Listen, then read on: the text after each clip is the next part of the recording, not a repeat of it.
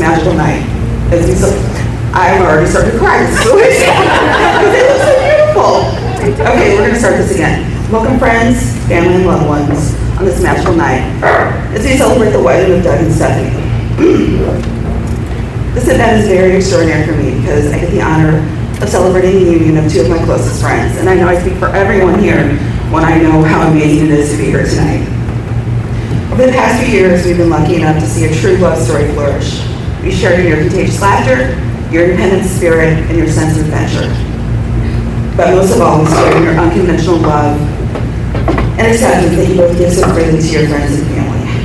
It's for this and so much more that I stand here today to read you this love letter from us. There's always been a sense of destiny whirling around the two of you, if you were always meant to be. This is Yiddish word, and this is how I've always seen the two of you. But it was during Thanksgiving of 2011 that I realized just how special your relationship was. And I'm going off script. These guys are amazing to me, and they're amazing to all of us. And I just want to tell them how much I love both of them. And, okay, that's it. So on this special day, I want to leave you with a quote from the 13th century poet Rumi, because I feel it encompasses your love. The minute I heard my first love story, I started looking for you, not knowing how blind I was. Lovers don't finally meet somewhere. They're in each other all along. And now, at this time, I would like to present the bride's sister, Sandy, who's going to be doing a reading for us.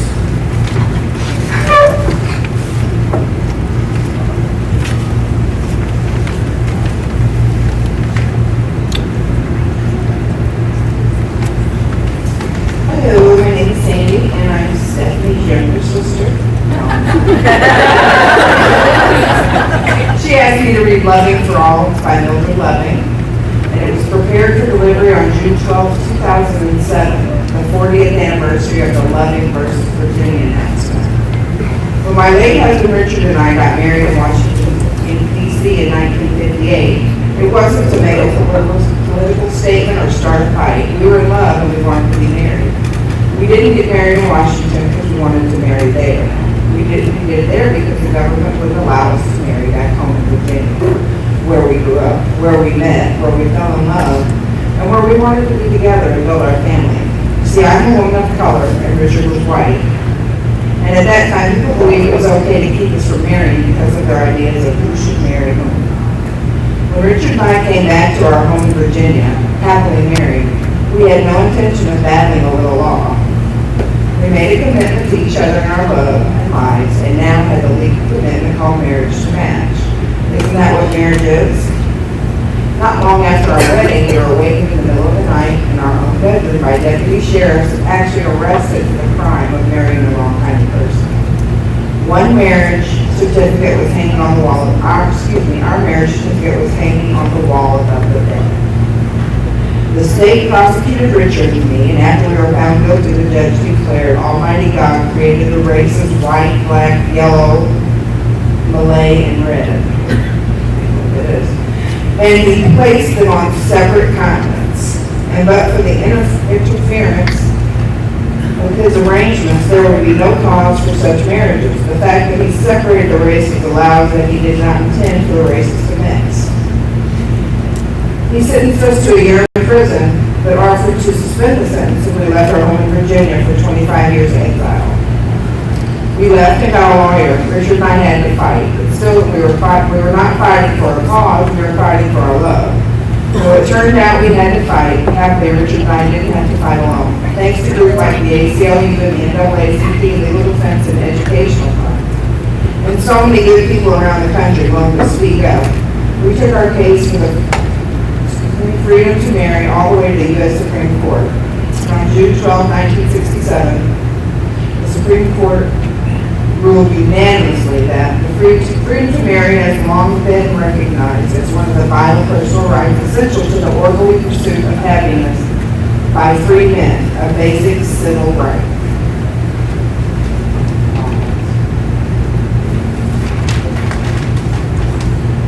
My generation was bitterly divided over something that should have been so clear and right.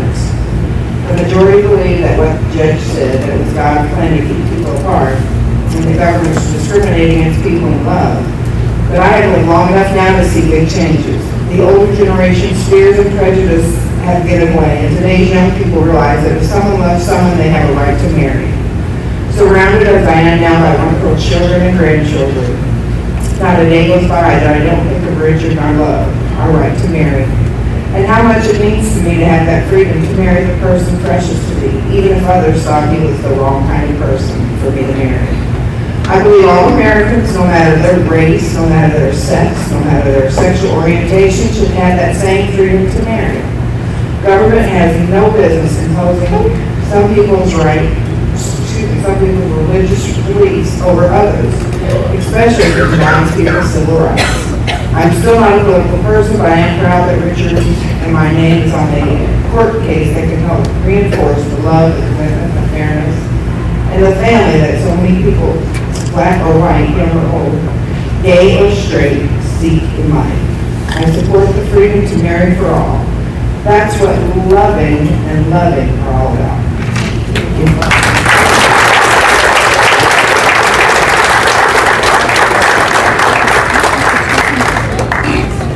It's someone. It's not me.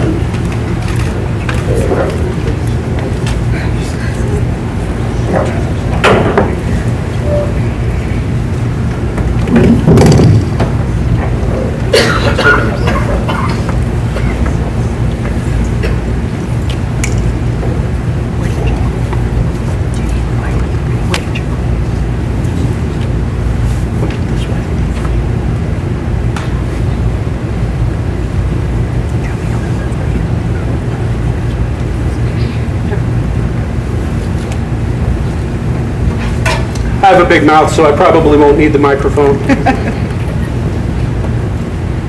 When Doug and Stephanie approached me about helping to officiate their wedding, I was honored. I was touched that they would include me in such an important part of their lives. I took the offer very seriously, and I thought very hard about love and about marriage. And I asked myself, what is marriage? I just recently celebrated my 20th wedding anniversary myself, so I know one thing for sure that marriage is not. Marriage is not love. You see, love is unconditional. You can be mad, angry, furious with somebody, still love them. You can be afraid of someone and still love them. You can have absolutely no faith or trust in someone, and you can still love them. No matter what somebody does or doesn't do, no matter who they are, who they become, what they say, you can still love them. Love is unconditional. Marriage is not unconditional. Love can be completely one-sided. You can love someone who doesn't love you. It's not fun, but it happens all the time. Whole movies, novels, songs have been written and produced on the theme of unrequited love. When we love, that's something that comes from within. It doesn't need to be nurtured. It doesn't need to be groomed. Love is something we give freely and without reservation or need for return. We give it because it's something that grows within us, and it must be let out. We have no choice. We do not choose who we love. And whether someone loves us back or not does not change the fact that we love them. Love can be completely one-sided. Marriage cannot be one-sided. Love, the Bible tells us in 1 Corinthians, bears all things, believes all things, endures all things. Folks, that's not marriage. So, if marriage isn't love, what is it? I'll tell you. Marriage is hard. I mean it, man. Marriage is like part of the math. There's no calculator to help you with marriage problems. You know? You've got no formula that you can use. You've got no proof that you can apply to marriage. make it up as you go every single day. You think about it, I mean, if marriage were a car, nobody would ever buy it. When you go to buy a car, you ask your friends, you ask your family, hey, I see you bought a new Toyota, how do you like it? You get comments like, oh man, we love it, drives great, gas mileage is incredible, we've never had it in the shop. When you ask people about marriage, you get comments like, well, you know, take it one day at a time. It can be tough sometimes. Yeah? It takes a lot of faith. It takes patience. It takes trust. Would you buy a car like that? Heck no, you go buy a Toyota. Marriage is hard. So if it's so hard, why do we do it? Again, 20 years, I think I kind of have an idea. Simply put, people marry because life is better when shared.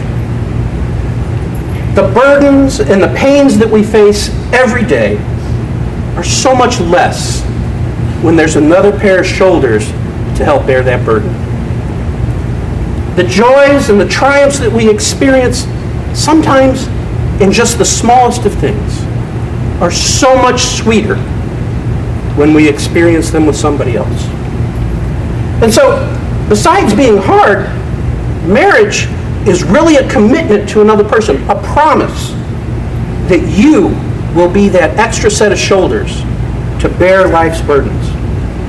A promise that you will be the person at their side when the stars align and amazing things happen. And we, gathered here today, in turn, promise to support you in your pledge. And we promise to provide you with ever-constant reminders of that commitment that you're making here today. At this time, I'm going to perform a traditional Native American blessing, calling on the spirits and the ancestors to join us in witnessing the pledges that these two are about to make.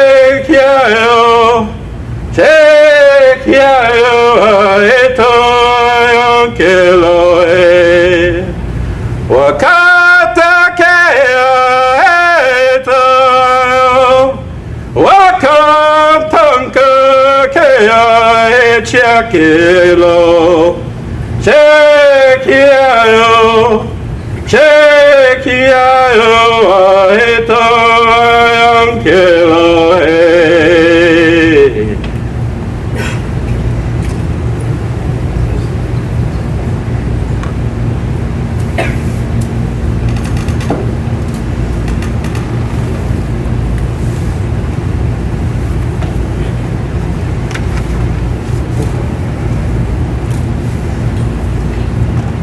Doug, will you take Stephanie as your wife? Will you pledge to share your life openly with her, to speak the truth to her in love? Will you promise to honor and tenderly care for her, encourage her fulfillment as an individual through all the changes in your life? I do. Stephanie, will you take Doug as your husband? Will you pledge to share your life openly with him, to speak the truth to him in love? Will you promise to honor and tenderly care for him, to encourage his fulfillment as an individual through all the changes in your lives? I do. Great.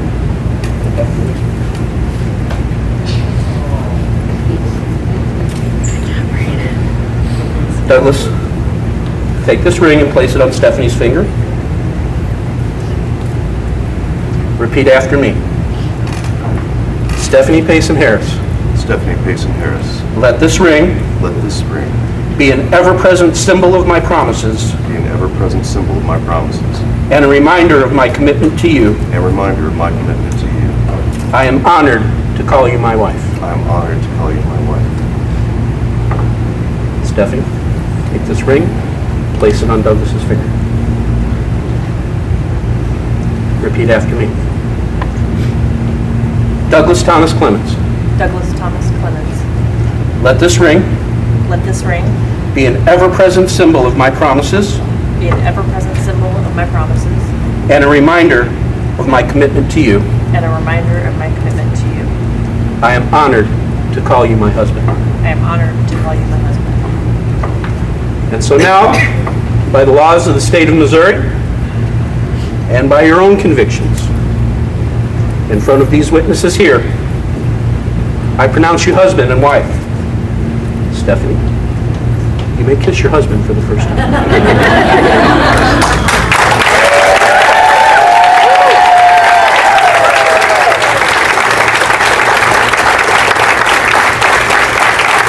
Ladies, gentlemen, friends of the family, I present to you Douglas and Stephanie Clemens.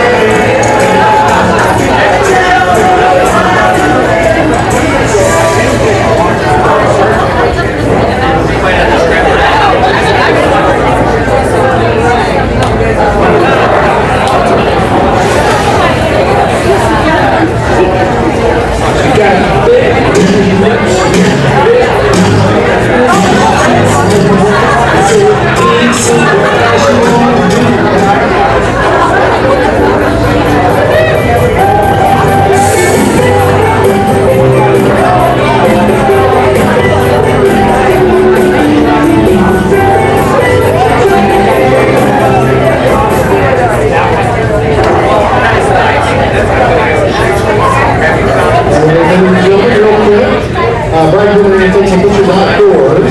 They want you to enjoy some cocktails and some hors d'oeuvres that are ready right now on the table. And then when they come back in, do some announcements and go from there. Brian, there's some nice hors d'oeuvres that are ready for our guests. Thank you.